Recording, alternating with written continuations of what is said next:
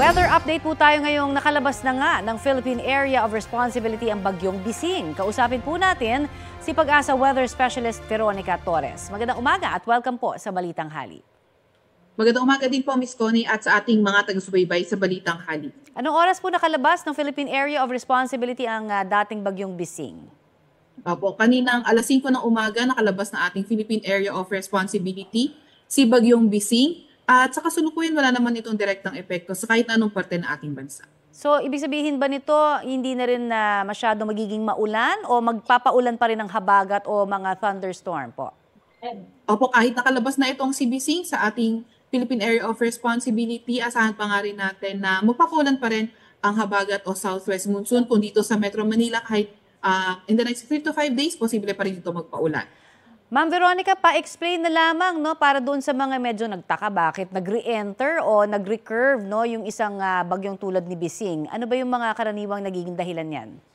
Apo, so eto nga si Bising, tama po kayo nung lumabas siya na ating Philippine Area of Responsibility and then pumasok muli kagabi at lumabas din kanina umaga. So ang nangyari is nag-recurve siya. So possible sa mga movement ng ating highs and lows. So kung hindi kasi pwedeng dumaan ang bagyo kapag meron tayong high pressure area. So possible na umurong na kaunti yung high pressure area north natin at ito ay nakitang tsansa ng bagyo para mag-recurve at tahakin na nga yung northeast direction. I see. At bagamat lumabas na nga ho ng Philippine Area of Responsibility itong bagyong Bising, meron sabi niyo mga lugar pa rin na makakaranas po ng mga pag-uulan. Pwede hong malaman kung ano-ano yun para makapaghanda. Opo. So, tama po kayo, kahit lumabas na nga itong si Bising, magiging maulan pa rin sa malaking bahagi ng bansa. Inaasahan nga natin ang occasional rains dahil pa rin sa southwest monsoon sa Ilocos Region, Zambales at Bataan. Kapag sinabi natin occasional rains, posible pa rin naman na maging maulan almost the whole day at may mga bugso ng moderate to heavy na mga pag-ulan. Buodot ng papawirin at mga kalat-kalat na pag-ulan, pagkidlat at pagkulog ating inaasahan sa Metro Manila, Cagayan Valley, Cordillera Administrative Region, Calabarzon, Mimaropa, Western Visayas, Negros Island Region, Zamboanga Peninsula, Barm, at nalalabing bahagi ng Central Luzon. And for the rest of the country, mas magandang panahon inaasahan natin, although may chances pa rin ng mga localized thunderstorms. So, Central Luzon, kasama Metro Manila, magiging maulan pa rin po ba? Opo, inaasahan niya natin in the next few days pa rin.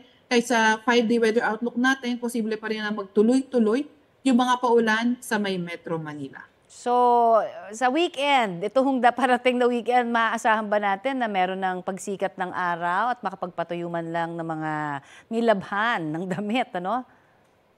Opo, although until Friday yung outlook natin, possible naman sa ilang bahagi sa sa may Bicol region, posible naman na makaranas pa rin naman tayo ng fair weather conditions with chances of localized thunderstorms and also some other parts rin ng Visayas and also ng Mindanao area. Meron pa ba tayong namamataang sama ng panahon na maaring makaapekto pa rin sa ating bansa sa mga susunod na araw, ma'am? Opo. Sa kasalukuyan, wala naman na tayong ibang binomonitor, LPA man or bagyo, sa loob or malapit sa ating Philippine Area of Responsibility. Marami pong salamat sa inyong update sa amin, Ma'am Veronica. Thank you. Thank you din po.